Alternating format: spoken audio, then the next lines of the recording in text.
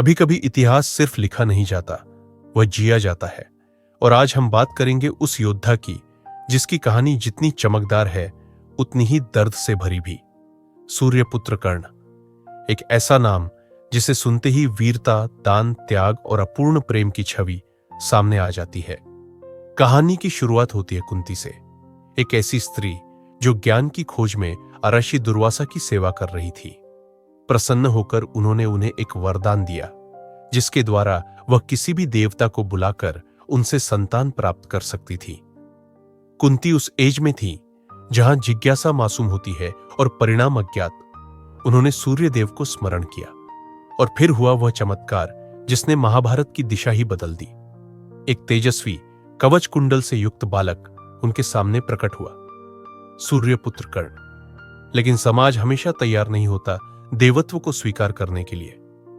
कुंती डर गई, घबरा गई और समाज की परछाइयों से बचने के लिए उन्होंने उस नवजात को नदी में एक टोकरी में बहा दिया।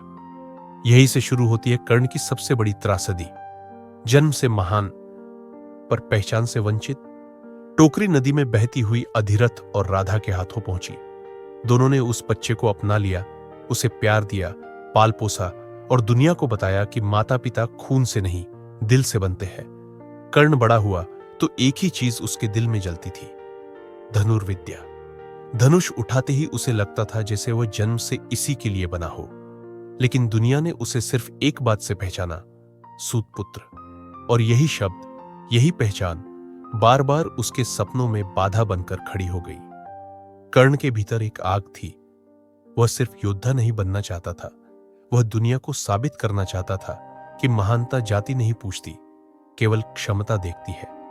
और इसी जुनून ने उसे खींचा परशुराम की शरण में, एक ऐसे गुरु जो क्षत्रियों से घृणा करते थे लेकिन प्रतिभा का सम्मान करते थे। कर्ण ने उनसे सीखने का निश्चय किया और अपनी पहचान छिपा ली। परशुराम प्रभावित हुए और कर्ण उनकी आंखों का तारा बन गया।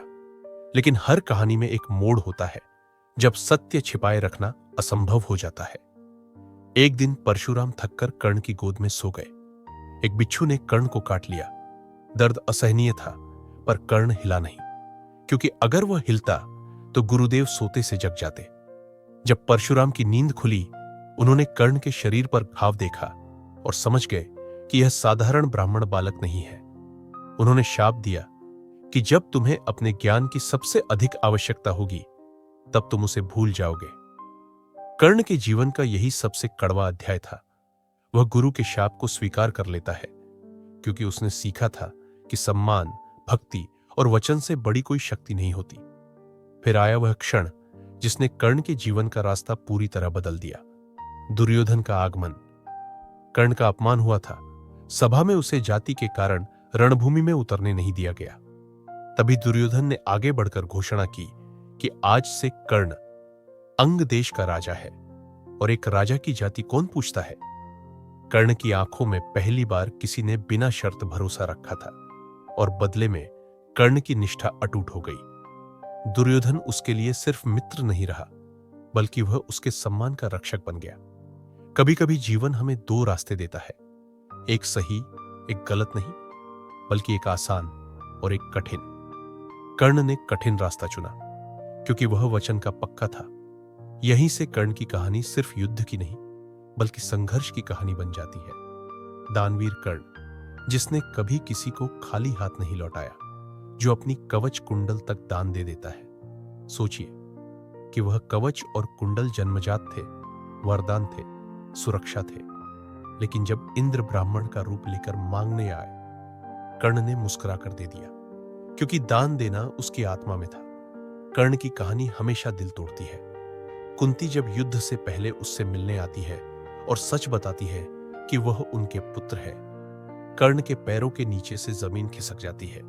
एक और मां, एक और मित्र, एक और धर्म, एक और वचन। उन्होंने कुंती से वादा किया कि वह अर्जुन को छोड़कर अन्य पांडवों को नुकसान नहीं पहुंचाएंगे। यहां देखिए कर्ण की आत्मा कितनी विशाल थी। वह दुश्मन को भी मां की तरह मान लेता है। फिर आया युद्ध, महाभारत का वह महासमर जहां वीरता सिर्फ तलवारों में नहीं बल्कि निर्णयों में भी थी।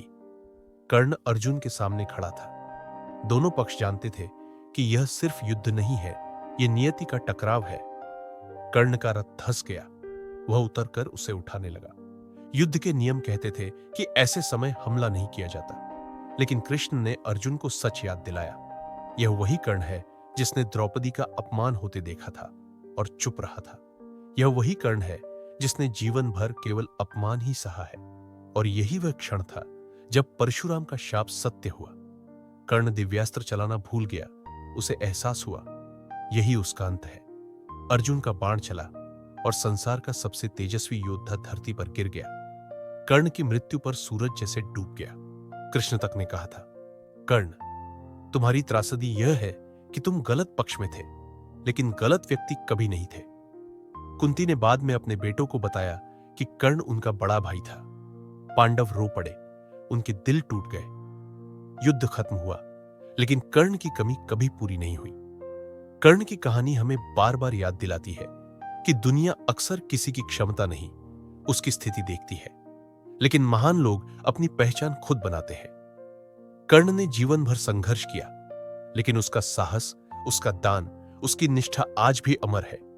वह नायक था, वह योद्धा था, वह सूर्य का पुत्र था, और शायद महाभारत का सबसे अद्भुत, सबसे दर्द भरा और सबसे सम्मानित चरित्र भी।